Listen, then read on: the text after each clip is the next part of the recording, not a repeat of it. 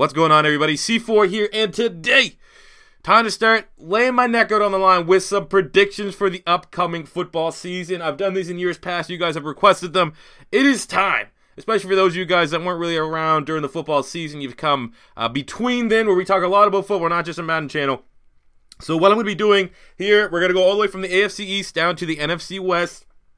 We're going to do some bold predictions, some hot takes, you know? So what I'm going to be doing is ranking the teams 1 through 4 from within their division. I'm going to give you the record, and then I'm also going to have either their ceiling or their floor. So if I give someone like 12-4 record, clearly I'm not going to say, oh, they could go 14-2. I'm going to have a 12-4, and I'm going to have what their worst case scenario is. And then if I have someone that's like a 2-14, I'm going to give them maybe their ceiling. So I'm trying to find a way not to shit on. I know there's a lot of people. It's like a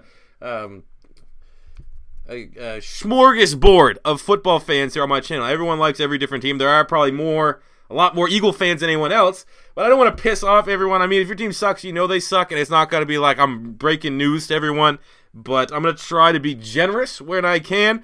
So without further ado, we're going to start with the AFC East, and when we talk about every team, I'm going to be giving them some player grades. So I'm going to be giving an MVP, bust, a sleeper that are on the roster, as well as just analyzing their number 1 strength and their number 1 weakness. So for record predictions, at number 4, I have the New York Jets being the bottom dwellers. I think they're going to be the worst team in the league this year, and it's not that hard. It's clearly that they're trying to suck for the first pick, trying to throw it.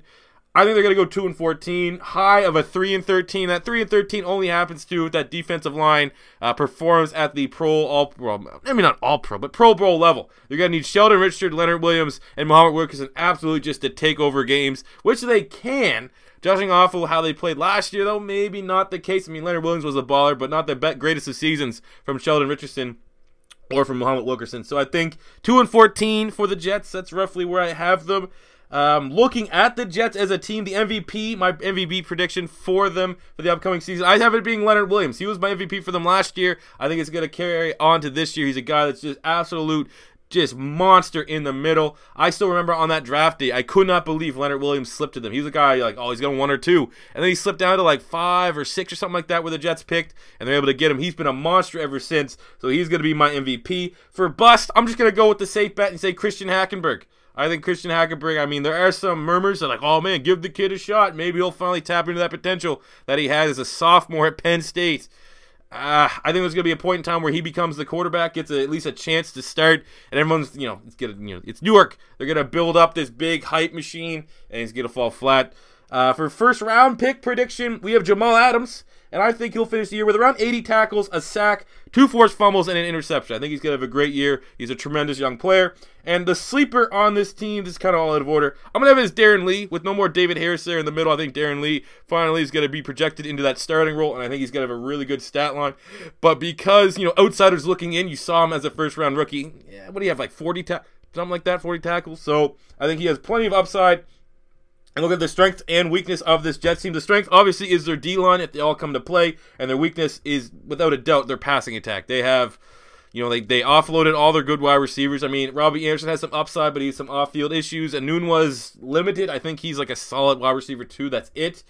They got Ardarius Stewart, Chad Hansen, a couple draft picks I think could be all right. But their pass attack, no quarterback. Without a doubt, the shittiest thing they have going for them. Going at number 3 in the AFC, I have the Buffalo Bills. Unfortunately, I am pulling for Sean McDermott. Big fan of his ever since he was in Philly, being the understudy of the greatest DC in the history of goddamn football, Jim Johnson. But I think the Bills, they lost a lot. Didn't really gain much, in my opinion. I don't want to shit on the Bills, too, because I think that roster is good. And they're one of those teams that I'm not really high on. I think they're going to go 4-12. But I have their ceiling. They could be an 8-8. I don't think they're a playoff caliber team just a second with their secondary being the way it is. But, 4-12 is where I kind of feel just looking at their schedule. But, I mean, if they can get Shady, if Shady's got a guy, trust me, when we're in Philly, Shady wasn't always on a good Philly team. There were some pretty bad Philly teams that Shady made really well. So I think maybe that could be the case for the Bills. Looking at their MVP, I have it being LaShawn McCoy.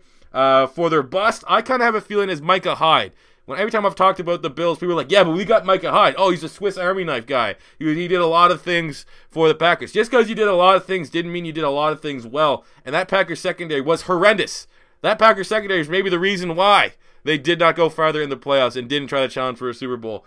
So I do not see him being anything better than, I think he can be solid, but I don't think he's going to be a game changer. Looking at their first round pick, Tre'davious White, I see him, I think there may be a little bit of a learning curve for a rookie. I'm going to say 1 interception and 4 pass deflections. For the sleeper, I'm going with Zay Jones. I'm looking at Zay Jones for my fantasy football teams. I think Sammy Watkins, where he's in a contract year, if this season starts to go down a little bit, they're probably not going to throw him the ball a lot. I can just see him saying, fuck it. Let's try to get a good draft pick. Let's try. Sammy's, he's leaving here, so why not, inflate his market price? Maybe they do want to try to bring him back on the cheap. So Zay Jones, from that side of things, could be in for a lot of targets. But then the talent side of things, he debatably is the most talented wide receiver in this year's draft class, and he's probably going to be the wide receiver 2 there in Buffalo. Their strength is obviously going to be the run game. They have a very solid offensive line, and LaShawn McCoy's a baller. The weakness for me is their secondary. Losing Stephon Gilmore, I don't think they replenished it enough. I mean, Ronald Darby and Seymour's going to be their corners. Trey White. Their safeties are, I just don't see enough there in that secondary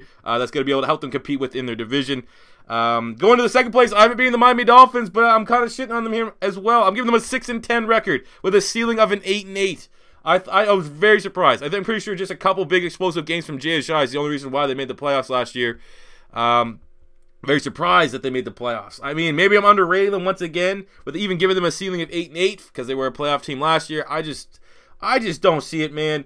Looking at their MVP, I'm going with Jarvis Landry. Last year, you could debatably say it was Jay. I think Landry has a nice season coming back with Ryan Tannehill full strength. The bust, though, is going to be Ryan Tannehill. Ryan Tannehill is not, I just don't think he's a good quarterback at all. I don't think he's ever going to develop into anything much, nothing special. I have a buddy who's a diehard Fins fan and absolutely hates Ryan Tannehill, so at least I have that with me. For first-round draft pick, Charles Walker, I see about 3 sacks. I think he's going to be obviously in a rotational role. He's going to be behind probably Cam Wake and William Hayes. He's probably going to work in with William Hayes, but I definitely think there's upside there. I like that pick of Charles Walker. The sleeper is Devontae Parker. I think maybe he just has a breakout year. It's kind of awkward that I'm giving Jarvis Landry the MVP and Devontae Parker a sleeper and still say they suck, because if those both wide receivers meet those marks, they're probably going to have a pretty explosive attack. The wide receivers are there, but that's why it comes back to the bust in Ryan Tannehill. Don't see much there going with Ryan Tannehill, to be honest with you. Their strength clearly is their front 7. Very good all the way through. I got Raekwon McMillan, Kiko Alonso as your linebackers. You got, obviously, Ndamukong Suh, William Hayes, Cameron Wake, Charles Walker. That front 7 is pretty damn good. And the weakness for me is quarterback. I'm not a believer of Ryan Tannehill whatsoever. And look at first place in the AFC East. No surprise to anyone. Either the New England Patriots, I think they're going to go 13-3. They have the strongest roster from head to toe in the NFL, and it's not even really close. I think their fucking floor, 10-6. And that's if, like, they have, injuries along the way. We even know if Tom Brady's hurt, they can still win some ball games with Jimmy Garoppolo or even Jacoby Brissett. And because of that, 13-3, they're getting a first-round bye in the playoffs. Their MVP for me is going to be Tom Brady, because he's Tom Brady. He's probably my pick for MVP of the entire league. The bust, I'm going with Coney Ealy, just because he's, right now, looking at our lads and stuff, he's slated to be the starting defensive end with Jabal Sheard now no longer there. And people are trying to think that, oh, it's Belichick. Obviously, he's going to make a guy that was kind of cast away at Carolina a lot better. I don't think that's going to be the case. I've never been a big fan of Coney Ealy, even when he was coming out of Mizzou. And I think that he will fall a little bit flat. Might not be terrible. Might be a guy that some people are expecting probably 8 to 10 sacks. I think he's going to be a 4 to 6 kind of guy. The sleeper's going to be Malcolm Mitchell, just because all those things at the wide receiver spot. Obviously, now you got Brandon Cooks. You got Julian Edelman. You got Chris Hogan. I think Malcolm Mitchell is going to be the sleeper. That his stats won't be too far off of those guys. Obviously, a little bit different receiver than Julian Edelman. Julian Edelman will have, the ass load of receptions. But I think a lot of people are... I think he'll be closer to Brandon Cooks in terms of receiving yards and touchdowns than a lot of people kind of estimate right now. They don't have a first-round pick, so we're not going to talk about that. Their strength clearly is their offensive weapons. Offensively, they're tremendous. They got a huge stable of running backs. Offensive line is pretty solid. You got Tom Brady, and you got all those wide receivers I just mentioned. The weakness for me, though, is going to be their front 7. Lots of turnover there. Defensive tackle, Malcolm Brown is going to take a big step. But the D-ends, I think everything there outside of Dante Hightower is just not up to par. When you look at everything, even if you laid out all of the pieces that the Patriots have on the field here, you'd have to probably say that front 7, if there is a weakness, it's probably going to be that front 7 minus Dante Hightower. So that's what I'm going to be going with for the Patriots. And it's still not even that bad, to be completely honest with you. But you have to nitpick, and that is it. So there you go, guys. Those are my AFC East predictions. As always, I want you guys to hit me up with your AFC East predictions. And if you're a fan, obviously the Patriot fans will probably be pretty happy. But if you're a fan of the Dolphins, Bills, and Jets, don't already come out and say, oh, fuck this guy. My team's winning the Super Bowl. Maybe be constructive in the comments. Say, this is that. You should look at this guy. He's going to do better than what you said. open up a discussion. That's kind of what we're going for. Don't just try to blast some ass as soon as you get typing on your keyboard there. But that does it from me today, guys. I don't know when the next upload is coming for this, but it will be the AFC North. We're just working our way down. So if you're new, this is your first time stopping by, don't be afraid to hit that subscribe button. Smash the like button if you enjoyed. And until next time, C4 saying peace out.